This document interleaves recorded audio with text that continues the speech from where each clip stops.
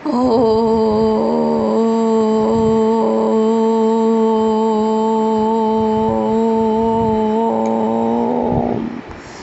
শান্তি।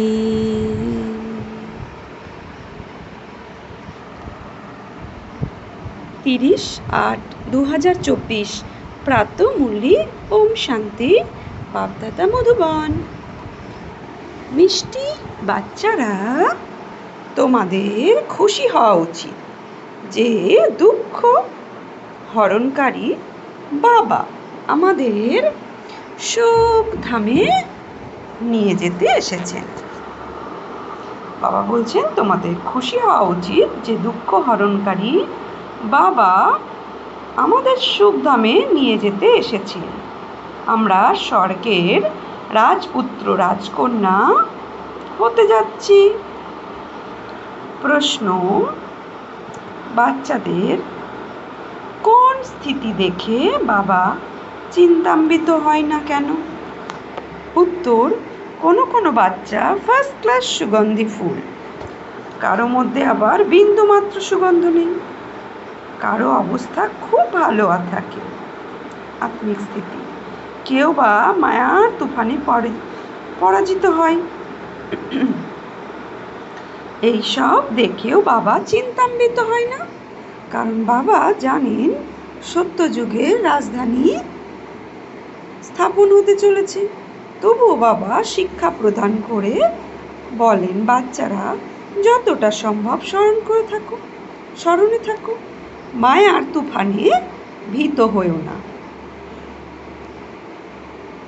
ওম শান্তি। অতীব মিষ্টি অসীম জগতের পিতা মিষ্টি মিষ্টি বাচ্চাদের বসে বোঝান, এটা তো বুঝেছ তাই না? অতি মিষ্টি থেকে মিষ্টি বাবা, ওনার কাছ থেকে স্বর্গের উত্তরাধিকারী প্রাপ্ত হয়। এখানে তো বেশ্যালয়ে বসে আছো, কত মিষ্টি বাবা, অন্তরে সেই অপার খুশি থাকা উচিত। বাবা আমাদের অর্ধেক কল্পের জন্য সুখধাম নিয়ে যান, সত্য আর ত্রেতা 2500 বছর সুখধামে নিয়ে যান, দুঃখ হরণ করেন। একদিকে তিনি যেমন পিতা, অন্যদিকে শিক্ষকও আমাদের সম্পূর্ণ সৃষ্টিচক্রের রহস্য বুঝিয়ে বলেন, যার কেউ ব্যাখ্যা করতে পারে না। এই চক্র কিভাবে 84 জন্ম কিভাবে অতিক্রান্ত হয়, এই সমস্ত কিছুই তিনি খুব সহজভাবে বুঝিয়ে বলেন। তারপর বাবা বলছেন, তারপর সঙ্গে করে নিয়ে যাবেন। এখানে তো থাকা যাবে না, সমস্ত আত্মাদের সাথে করে নিয়ে যাবে। সময় খুব অল্প, বলাও হয় অনেক সময় চলে গেছে, অল্প কিছু অবশিষ্ট আছে। বাবা বারবার ইঙ্গিত দিচ্ছেন সময় খুব কম, আবারও বলছে সময় খুব কম, সেই জন্য বারংবার আমাকে স্মরণ করো, তবেই তোমাদের জন্ম জন্মান্তরের পাপের যে বোঝা সঞ্চিত হয়ে আছে তা সমাপ্ত হবে। যদিও মায়ার যুদ্ধ চলবে, তোমরা আমাকে স্মরণ করতে বসবে আর মায়া স্মরণ থেকে সরিয়ে দেবে। এও বাবা বলে দিয়েছে। বাবা কি বলছেন? তোমরা আমাকে স্মরণ করতে বসবে আর মায়া স্মরণ থেকে সরিয়ে দেবে, এও বাবা বলে দিচ্ছেন। সেই জন্য কখনো সেসব নিয়ে ভাববে না। যতই সংকল্প বিকল্পর তুফান আসুক না কেন, সারা রাত সংকল্পের জন্য ঘুম না হলেও ভীত হবে না, বাহাদুর হতে হবে। বাবা বলেন, এসব অবশ্যই আসবে, স্বপ্নও দেখবে, কিন্তু এসব বিষয়ে ভীত হবে না। যুদ্ধের ময়দান এটা, মায়াকে জয় করার জন্য না, যুদ্ধের ময়দান এটা, তাই না? সবাই বলছে সবই বিনাশ হয়ে যাবে, তোমরা যুদ্ধ করছো মায়াকে জয় করার জন্য। এর মধ্যে নিঃশ্বাস প্রশ্বাস বন্ধ করার ব্যাপার নেই। আত্মা যখন শরীরে থাকে তখন শ্বাস প্রশ্বাস চলে, এর জন্য শ্বাস প্রশ্বাস বন্ধ করার চেষ্টা করা উচিত নয়। হঠ যোগ ইত্যাদি কত পরিশ্রম করতে হয়, বাবা বাবার অনুভব আছে ব্রহ্মার কোন বাবার অনুভব আছে? ব্রহ্মা বাবার। হঠযোগ ইত্যাদি কত পরিশ্রম হয়, এটা ব্রহ্মা বাবার অনুভব আছে। অল্প স্বল্প হঠযোগ শিখেছিলেন, কিন্তু সময়ও তো দরকার, তাই না? যেমন আজকাল তোমরা বাচ্চাদের জন্য বলা হয় জ্ঞান তো অনেক আছে, কিন্তু সময় কোথায়? তো এত কারখানা আছে, এটা ওটা আছে। বাবা তোমাদের বলেন, মিষ্টি মিষ্টি বাচ্চারা একমাত্র বাবাকে আর চক্রকে স্মরণ করো, তাহলেই হবে। বাবাকে, শ্রী বাবাকে আর সত্য ত্রেতা দাপর কলি এই সৃষ্টির চক্রকে, এটা কি স্মরণ করো, তাহলেই হবে। কালকেও বাবা বলেছেন যে এই চক্রকে স্মরণ করে, সুদর্শন চক্রকে স্মরণ করে, সে চক্রবর্তী রাজা হয়ে যায়। তো এটা কি খুব কঠিন? জিজ্ঞাসা করছে। সত্যযুগে ত্রেতাতে সনাতন দেবী দেবতা ধর্মের রাজ্য ছিল। তারপর ইসলাম, বৌদ্ধ ইত্যাদি ধর্ম বৃদ্ধি পেতে থাকে। ওরা তখন নিজেদের ধর্মকে ভুলে যায়, নিজেদের দেবী দেবতা বলতে পারে না, কেননা অপবিত্র হয়ে পড়ে। দেবতারা তো পবিত্র ছিল। ড্রামার প্ল্যান অনুসারে ওরা তারপর নিজেদের হিন্দু বলে পরিচয় দেন। বাস্তবে হিন্দু বলে কোনো ধর্ম নেই। হিন্দুস্তান নামে তো পরে এসেছে, হিন্দুস্তান নাম পরে এসেছে। প্রকৃত নাম হলো ভারত। বলাও হয়ে থাকে ভারত মাতাদের জয়, হিন্দুস্তান মাতাদের জয়, তো বলা হয় না। ভারতে এই দেবী দেবতার রাজ্য ছিল, ভারতে এই মহিমা করা হয়। সুতরাং বাবা বাচ্চাদের বসে শেখান বাবাকে কিভাবে স্মরণ করতে হয়। বাবা তো এসেছেনই ঘরে ফিরিয়ে নিয়ে যেতে। কাদের নিয়ে যেতে এসেছেন? আত্মাদের। তোমরা যত বাবাকে স্মরণ করো ততই পবিত্র হয়ে ওঠো। তো নিরাকার জ্যোতিকে আমি নিরাকার আত্মা এই অনুভব করে বাবাকে স্মরণ করতে হবে, আর ততই উপরে উঠে যাবে। পবিত্র হলো সাজাও। বাবা বলছেন পবিত্র হলে সাজাও পেতে হবে না। যদি সাজা খাও তবে পদও কম হয়ে যাবে।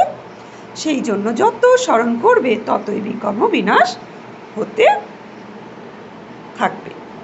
অনেক বাচ্চা আছে যারা স্মরণ করতেও ব্যর্থ হয়, বিরক্ত হয়ে ছেড়ে দেয়। এখনও বাবা বলছে এমনও আছে যুদ্ধ করে না মায়ের সাথে, বোঝে যে রাজধানী স্থাপন হতে চলেছে, অনেকেই অসফল হবে। গরিব প্রজাও তো চাই, তাই না?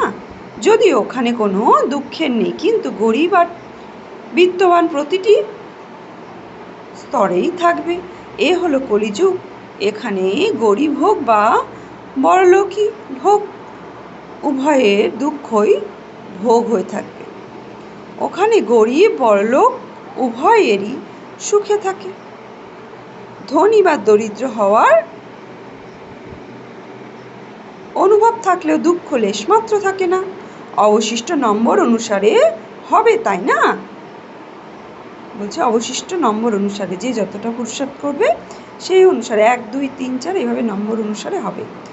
কোনো রোগ থাকবে না, আয়ু বৃদ্ধি হবে। এই দুঃখের ধামকে ভুলে যায়। সত্যযুগে তোমাদের দুঃখের কথা স্মরণে আসবে না। কেন আসবে না? যদি সত্যযুগেও এই দুঃখের কথা স্মরণে আসে তাহলে আমরা আবার দুঃখী হয়ে পড়ব। তাই ও সত্যযুগের আনন্দ অনুভব করবো না, তাই ভুলে যাই।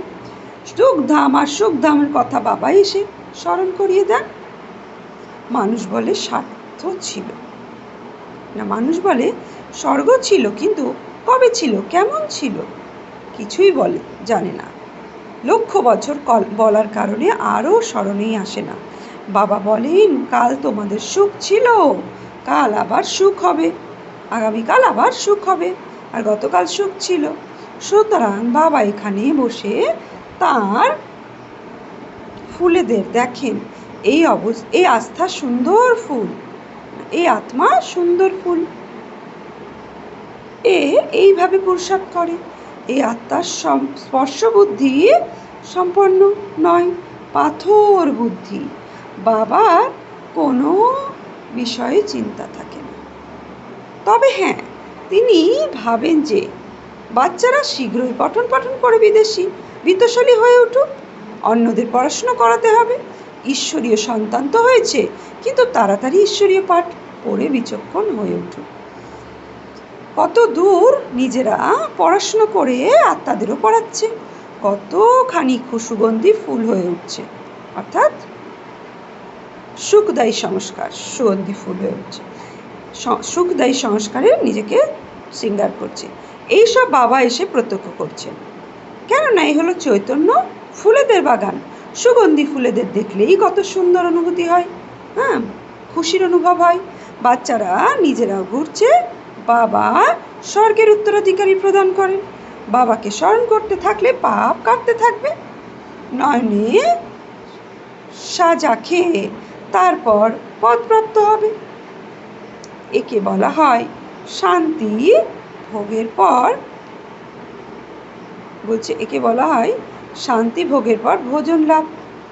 বাবাকে এমনভাবে স্মরণ করো যাতে জন্ম জন্মান্তরের পাপ কেটে যায়। তার সাথে চক্রকেও জানতে হবে। সৃষ্টি চক্র ঘুরতেই থাকবে, এ কখনোই বন্ধ হয় না, উকুনের মতো চলতে থাকে, অর্থাৎ ধীরে ধীরে টিক টিক টিক টিক করতে করতে চলতে থাকে। সত্য, ত্রেতা, দাপর, কলি, এভাবে চক্রাকারে ঘুরতে থাকে।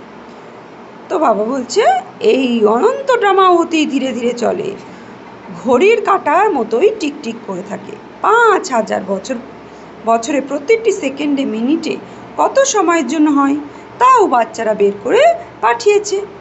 লক্ষ বছরের বিষয় হলো কেউ এই সব বের করতে পারতো না। এখানে বাবা আর বাচ্চারা বসে আছে, বাবা প্রত্যেকে বসে বসে দেখছেন। এই বাচ্চারা কথাটা বাবাকে স্মরণ করে, কতটা জ্ঞান ধারণ করেছে, অন্যদেরও কতটা বোঝাতে পারছে। খুব সহজ বিষয়, শুধু বাবার পরিচয় দিতে হবে। ব্যাজ তো বাচ্চাদের কাছে আছেই। সবাইকে বলো ইনি হলো শিব বাবা। যখন মানুষ কাশি যায় তখনও শিব বাবাকে স্মরণ করে, বাবা বাবা বলে, মাথা ঠুকতে থাকে। তোমরা হলে শালিগ্রাম, আত্মা ছোট, তারপর তার মধ্যে কত পার্ট সঞ্চিত হয়ে আছে। আত্মা ছোট বড় হয় না, বিনাশও হয় না, আত্মা অবিনাশী, তার মধ্যে ড্রামার পার্ট সঞ্চিত হয়ে আছে। তো হীরা সর্বাপেক্ষা শক্তিশালী পাথর, এর মতো শক্তি পাথর অন্য কিছু হয় না। বলছে জহুরিও সেটা জানে। বাবা বলছেন আত্মার বিচার করো, কত ক্ষুদ্র অথচ তার মধ্যে অবিনাশী পাঠ সঞ্চিত আছে। আত্মা কখনোই অবিনাশী ড্রামা থেকে বেরিয়ে পড়ে না। দ্বিতীয় কোনো আত্মা হয় না। এই দুনিয়াতে এমন কোনো মানুষ নেই যাকে আমরা একধারে বাবা, টিচার, সদ্গুরু বলতে পারি। ইনি একমাত্র অসীম জগতের পিতা এবং শিক্ষক, যিনি সবাইকে শিক্ষা প্রদান করে তোলেন মন মনোভাব। তোমাদেরও বলে থাকেন, যদি অন্য কোনো ধর্মে কাউকে পাও তাকেও জিজ্ঞাসা করো, আল্লাহকে স্মরণ করো। তো আমরা আত্মারা সবাই ভাই ভাই। এখন বাবা শিক্ষা প্রদান করছেন আমাদের এখন শিক্ষা প্রদান করছেন। মামেকাম স্মরণ করো, তোমাদের বিকর্ম বীজ হবে। কালকেও বাবা মুরলিতে বলেছে মামেকাম স্মরণ করো, সর্বধর্মান্ন পরিত্যাজ্য। শ্রীমদ্ ভগবদ্ গীতাতে আছে না শ্লোক, সর্বধর্মান্ন পরিত্যাজ্য মাম একম শরণম ব্রজ অহম তম সর্বপাপেভ্যো মোক্ষয়িষ্যামি শুচি। অর্থাৎ হে অর্জুন, শুধু তুমি আমাকেই স্মরণ করো, আমি তোমার সমস্ত পাপ হরণ করে মোক্ষ লাভ করাবো। তো বাবাও কি বলছে, আমাকেই স্মরণ করো, মামেকাম স্মরণ করো, তোমাদের বিকর্ম বিনাশ হবে। বাবা হলেন পতিত পাবন। এ কথা কে বলে? আত্মা বলে। যদিও মানুষ গীত গায় কিন্তু অর্থ কিছুই বোঝে না। বাবা বলেন, তোমরা সবাই গীতা, তোমরা সবাই সীতা, আমি হলাম রাম। তোমরা সবাই আত্মারা, সমস্ত আত্মারা ও পরমাত্মা রামের সীতা। সমস্ত ভক্তদের সদ্গতি দাতা আমি, সবাইকে সদ্গতি প্রদান করি। অবশিষ্ট আত্মারা মুক্তিধামে চলে যায়। সত্যযুগে দ্বিতীয় কোনো ধর্ম হয় না।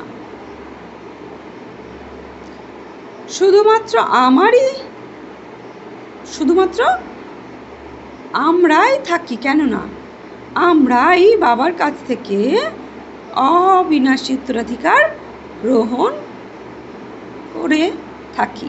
এখানে দেখো কত অসংখ্য মন্দির, এত বড় দুনিয়াতে কত অসংখ্য জিনিস আছে। ওখানে এসব কিছুই থাকবে না, শুধুমাত্র ভারত থাকবে। এই রেল ইত্যাদি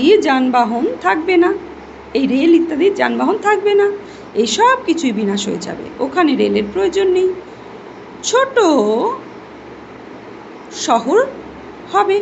রেল তো প্রয়োজন দূর দূরান্ত গ্রামে যাওয়ার জন্য। বাবা বাচ্চাদের রিফ্রেশ করছেন, ভিন্ন ভিন্ন পয়েন্ট বাচ্চাদের বুঝিয়ে বলেন। এখানে বসে আছে, বুদ্ধিতে সম্পূর্ণ জ্ঞান আছে, যেমন পরমপিতা পরমাত্মার মধ্যে সম্পূর্ণ জ্ঞান পরিপূর্ণ, যা আমাদের কাছে ব্যাখ্যা করে থাকেন। উচ্চ থেকে উচ্চতর শান্তিধামের নিবাসী শান্তির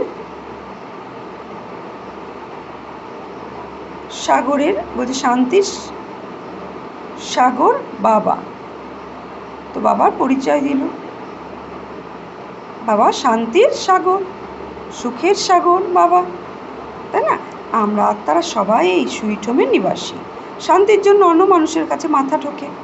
সাধুরা বলে মনে করে কিভাবে শান্তি পাওয়া যায়, কত রকমের যুক্তি রচনা করে থাকে, বলাও হয়ে থাকে আত্মা তো মন বুদ্ধি সহ থাকে, তার স্বধর্মই হলো শান্ত। মুক্ত নেই, কর্মেন্দ্রিয় জিত নেই, কর্মেন্দ্রিয়ও নেই আত্মার, সুতরাং শান্তই হবে। আমরা আত্মাদের নিবাসস্থানে হলো সুইট হোম, যেখানে সম্পূর্ণ শান্তি বিরাজ করে। ওখানে থেকে প্রথমে আমরা সুখধামে আসি, বাবা চক্র ঘোরাচ্ছে, তো অনাদি রূপে বিন্দু হয়ে আমরা পরমধামে থাকি, ওখান থেকে আমরা সুখধামে সত্যযুগে আসি। এখন এই দুঃখধাম থেকে ট্রান্সফার হতে চলেছি, তো এখন আমরা কলিযুগে এসে পৌঁছেছি, আর এখান থেকে আবার সত্যযুগে যাওয়ার জন্য ট্রান্সফার হচ্ছি সুখধামে। বাবা পবিত্র করে তুলেছেন, কত বড় এই দুনিয়া, এত জঙ্গল ইত্যাদি কিছুই ওখানে থাকবে না, এত পাহাড়ও থাকবে না, আমাদের রাজধানী থাকবে। যেমন স্বর্গের থাকবে না, বাবা বলছে যেমন স্বর্গের ছোট মডেল তৈরি করে তেমনই ছোট স্বর্গ হয়। শুধু অবাক হয়ে দেখো কি হতে চলেছে, কত ঝড় বৃষ্টি, এখানে সবাই নিজেদের মধ্যে লড়াই করতে থাকে।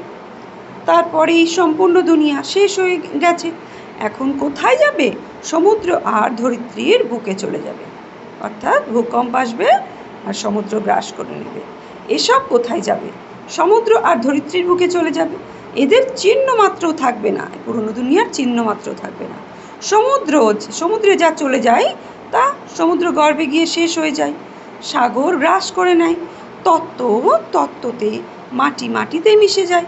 তারপরে এই দুনিয়া শতপ্রধান হয়ে ওঠে। ওই সময়কে বলা হয় নতুন শতপ্রধান প্রবৃত্তি। এখানে তোমাদের ন্যাচারাল সৌন্দর্য হয়। বাবা বলছেন লিপস্টিক ইত্যাদি কিছুই ব্যবহার করার প্রয়োজন পড়ে না, ন্যাচারাল বিউটি থাকে, ঠোঁট এমনিই লাল থাকে, লিপস্টিকের প্রয়োজন পড়ে না। সুতরাং তোমরা বাচ্চাদের কত খুশি হওয়া উচিত, বাবা কত কিছু বোঝান। তোমরা স্বর্গের পরি হয়ে ওঠো, জ্ঞান স্নান না করলে তোমরা পবিত্র হতে পারবে না, অন্য কোনো উপায় নেই। বাবা তো চিরসুন্দর, তোমরা আত্মারা কালো হয়ে গেছো, প্রেমিক অতীব সুন্দর, মুসাফির যিনি এসে তোমাদের সুন্দর করে তোলেন। বাবা বলেন আমি এর মধ্যে অর্থাৎ ব্রহ্মার মধ্যে প্রবেশ করেছি, আমি কখনোই অসুন্দর হই না, শ্যাম অর্থাৎ অসুন্দর হই না, শিব বাবা সদাই সুন্দর। তোমরা শ্যাম থেকে সুন্দর হয়ে ওঠো, চিরসুন্দর তো একজন মুসাফির বাবা, এই বাবাও শ্যাম থেকে সুন্দর হয়ে ওঠেন। ব্রহ্মা বাবার কথা বলছে, বাবা তোমাদের সবাইকে সুন্দর করে সঙ্গে করে নিয়ে যাবেন। তোমরা বাচ্চাদেরও সুন্দর হয়ে অন্যদের সুন্দর করে তুলতে হবে। বাবা তো শ্যাম সুন্দর হন না, গীতায় ভুল ব্যাখ্যা করে দিয়েছে, সেখানে বাবার পরিবর্তে কৃষ্ণের নাম দিয়ে দিয়েছে। একেই বলা হয় মস্তভুল সম্পূর্ণ বিষয়কে সুন্দর করে তোলেন যে শ্রী বাবা, উনি সর্বপ্রথম তাকেই পরিবর্তন করেন।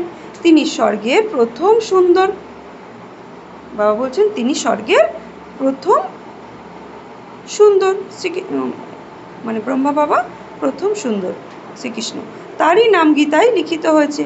এই বিষয়ে কেউ কিছু জানে না। ভারত আবার সুন্দর হবে, ওরা তো ভাবে 84,000 বছর পরে আবার স্বর্গ হবে, আর তোমরা বলতে পারো সম্পূর্ণ গল্প 5,000 বছর। সুতরাং বাবা এসে আত্মাদের সাথে কথা বলেন। উনি বলেন, আমি অর্ধকল্পের জন্য প্রেমিক হয়ে আসি।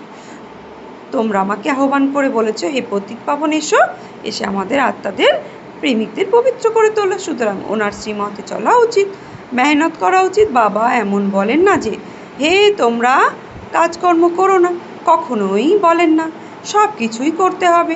গৃহস্থ পরিবারে থেকে সন্তান এবং পরিবারের সবার প্রতি দায়িত্ব পালন করতে হবে। করে নিজেকে আত্মা মনে করে আত্মাকে স্মরণ করো, কেননা আমি পতিত পাবন।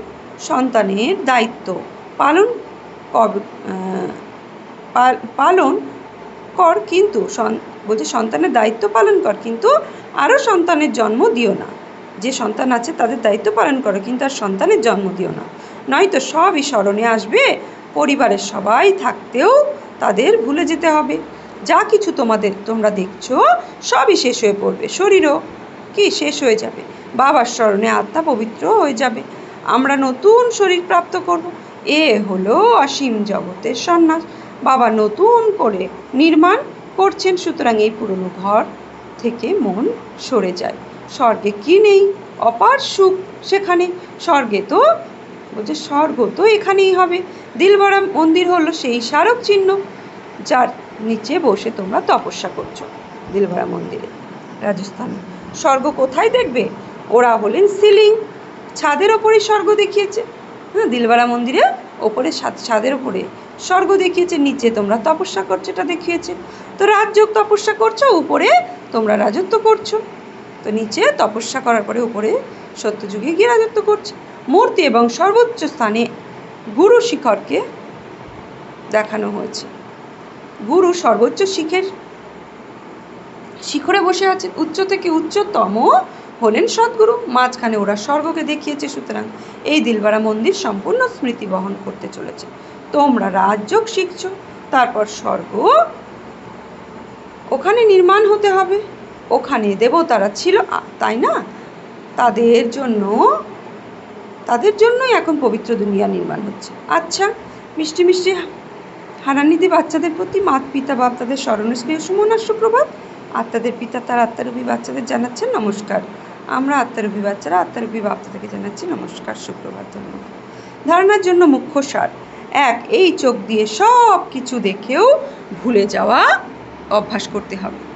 পুরনো গৃহ থেকে, দুনিয়া থেকে মনকে সরিয়ে নিতে হবে, নতুন গৃহকে স্মরণ করতে হবে। 2. জ্ঞান স্নান করে সুন্দর রাজপুত্র রাজকন্যা পরিজাত হয়ে উঠতে হবে, যেমন বাবা সুন্দর।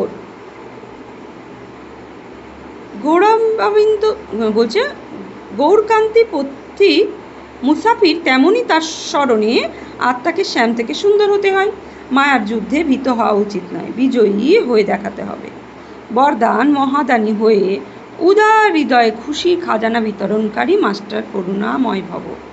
মহাদানী হয়ে উদার হৃদয়ে খুশির খাজানা বিস্ফোরককারী মাস্টার করুণাময় ভব। সাধারণ মানুষ অল্প সময়ের খুশি প্রাপ্ত করার জন্য কত সময় বা ধন খরচ করে, তবুও সত্যিকারের খুশি প্রাপ্ত হয় না।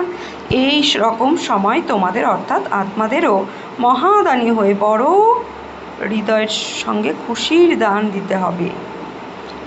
এর জন্য কল্যাণমেয় গুণ ইমার্জ করো। তোমরা বলছেন তোমাদের জড়চিত্র বরদান দিচ্ছে, তো তোমরা চৈতন্য অবস্থায় কল্যাণময় হতে বিচরণ করতে পারো।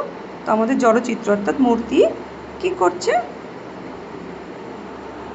বাবা বলছেন তোমাদের জড়চিত্র বরদান দিচ্ছেন। তো জড়চিত্র অর্থাৎ চৈতন্য মূর্তি, নিজে মূর্তি হচ্ছে মাটি দিয়ে তৈরি যে দেবী দেবতার মূর্তি, বরদান দিচ্ছে দেখানো হয়। তো করতে থাকে কোনো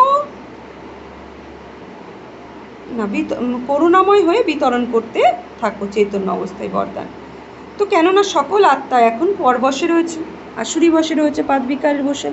কখনো এটা ভাববে না যে এ তো সোনারই পাত্র নয়। তোমরা করুণাময় হয়ে দিতে থাকো, তোমাদের শুভ ভাবনা তোমাদের অবশ্যই ফল প্রদান করবে। স্লোগান বলছে, যোগের শক্তির দ্বারা প্রতিটি কর্মেন্দ্রিয়কে অর্ডার অনুসারে যে চালাতে পারে সেই স্বরাজ্য অধিকারী ভব। আজকে সমান নেব আমি, স্বরাজ্য অধিকারী ভব আত্মা। ওম শান্তি।